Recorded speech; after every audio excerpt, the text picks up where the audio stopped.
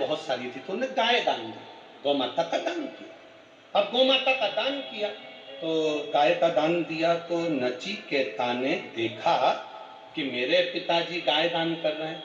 पिताजी के पास नचिकेता पहुंचे, पिताजी से पूछा, पिताजी आप क्या कर रहे हो? पिताजी ने कहा, बेटा अपन ने यज्ञ करा है ना, राजसु यज्ञ जो हुआ है तो गौ माता का दान दे रहा, गाय का दान दे रहा, गाय का दान दे रहे। हाँ, तो नचिकेता ने कहा, पिताजी आप गाय का दान तो दे रहे हो, पर बात ऐसी है पिताजी कि आप जितनी भी गाय दान में दे रहे हो वो सारी की सारी बूढ़ी, जो दूध नहीं देती, केवल हड्डी का ढांचा हो रही है, शरीर में मांस ही नहीं है, दुर्बल, बीमार, बूढ़ी। नचिकेता ने कहा, पिताजी ऐसी गाय तुम दान दे रहे हो? राजा ने कहा नचिकेता से, तुम मेरे बेटे हो, तुम मुझे ज्ञान मत दो। बेटा, मैं ये सब दान देने के बाद में अब मैं राज सिंहासन पर नहीं बैठूंगा, अब मैं संत बन जाऊंगा, मैं साधु, मैं सन्यासी बन जाऊंगा। तो मैं चाहता हूं अच्छी अच्छी गाय तेरे पास में रह जाए। अगर तेरे पास में अगर बेकार गाय रह जाएंगी, जो दूध नहीं देती, ऐसी गाय रह जाएगी तो तू बाद में हमको कोसेगा कि मेरे पिताजी ने मुझको कैसी गाय। नचिकेता ने कहा, पिताजी सन्यास लेने जा रहे हो और अभी भी तुम्हारे अंदर मोह फंसा हुआ है कि अच्छी गाय बेटे को दे दूं और बेकार गाय का दान कर दूं। ये मोह, ये आसक्ति तुम्हारे भीतर फंसी हुई है। ये मोह, ये आसक्ति तुम्हारे अंदर फंसी हुई है।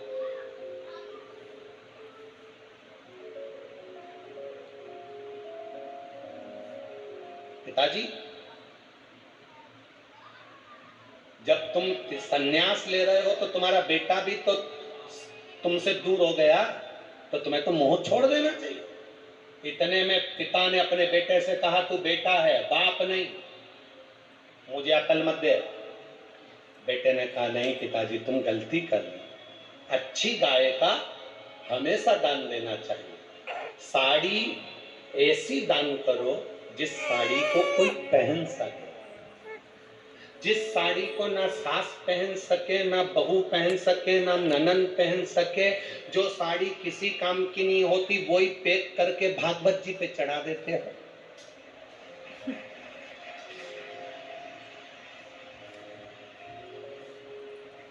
जब तुम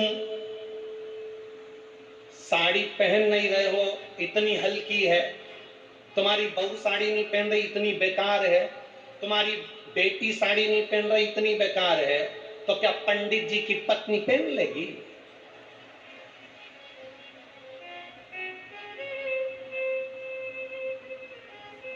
ऐसी साड़ी दान करने से कौन सा मतलब है? कोई कोई मिठाई का डब्बा ऐसा होता है उसे लोग खोलते ही नहीं है। दिवाली पे आता है, इनके आया, इनके यहाँ से पेक की पेक उनके यहाँ गया, उनके यहाँ से इनके आया, इनके यहाँ से उनके आया, आखिरी में फिर वहीं आ गया, आखिरी में सब क्या सोन पापड़ी। हाँ, सब समझदार बैठे हो रहे तुम लोग, तो गजब है, उतने भी तुम लोग समझ जाते हो, बोलने ही नहीं पड़ता हो। अब इधर से चला उधर, उधर से चला उधर, उधर से चला उधर, उधर घूमते घूमते घूमते घूमते वापिस में करो क्या? देव अच्छा देने का प्रयास करो, बेकार जितना अच्छा समर्पित कर सकते हो उतना। नचिकेता ने अपने पिताजी को समझाया, पिताजी नहीं माने, पिताजी को क्रोध आ गया, मेरी औलाद होकर मेरे से मुंह मिलाता, तू कह रहा है कि सन्यास होने के बाद में तू भी मेरा नहीं रहेगा, तो ला मैं तुझे अब भी दान कर देता हूं, जैसे मैंने गाय का दान करा वैसा मैं तुझे यमराज को दान कर देता हूं, ला अब भी कर देता हूं। हाथ में पिता ने जल लिया अपने इकलौते लड़के नचिकेता को, बाप ने कह दिया मैंने यमराज को दिया। यमराज को दे दिया मैंने अपना बेटा।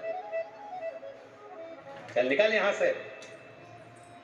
बेटे को धक्के मारकर निकाला गया।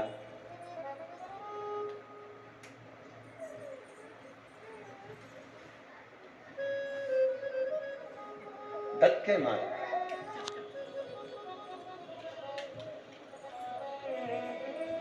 गौ माता के पास में बैठकर कोई अपनी बात कहता है तो कृष्ण तक पहुंचती है। किसके तक? कृष्ण तक। नंदी बैल के नजदीक में बात कही तो शिव तक पहुंचती है। और भैंस के पास में बैठकर कोई बात करी जाती है तो वो यमराज तक पहुंचती है। यम तक वो बात यमराज तक पहुंचती है।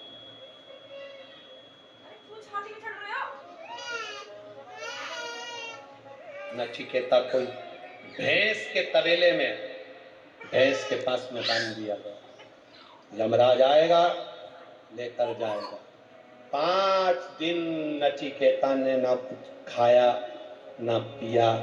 7 साल का बेटा नचिकेता आखिरी में यमराज को दान दिया था तो यमराज आ गया। यमराज आए। नचिकेता को यमराज ने देख कर कहा। यमराज बोले, नचिकेता तुम मुझे पहचान? नचिकेता बिल्कुल पहचान। मेरी माँ बचपन में कहानी सुनाती थी। बड़ा विकराल स्वरूप, बड़ा काला स्वरूप, बड़े बड़े दांत, मुकुट, गदा, भैंसा, रस्सी। मेरी माँ ने कहा था मैं आपको देख रहा हूँ, आप यमराज हो।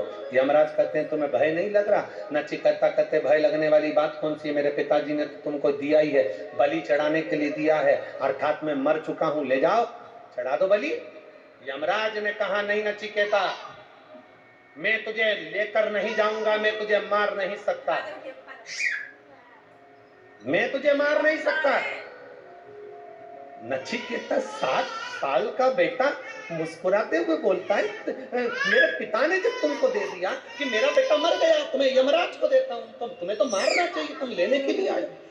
यमराज जब पृथ्वी पर आता है किसी को लेकर जाता है, तुम बिना लिए जा ही नहीं सकते, तो तुम कैसे कह सकते हो कि मुझे नहीं मारोगे? नहीं नहीं, यमराज कहते हैं मैं तुझे नहीं मार सकता।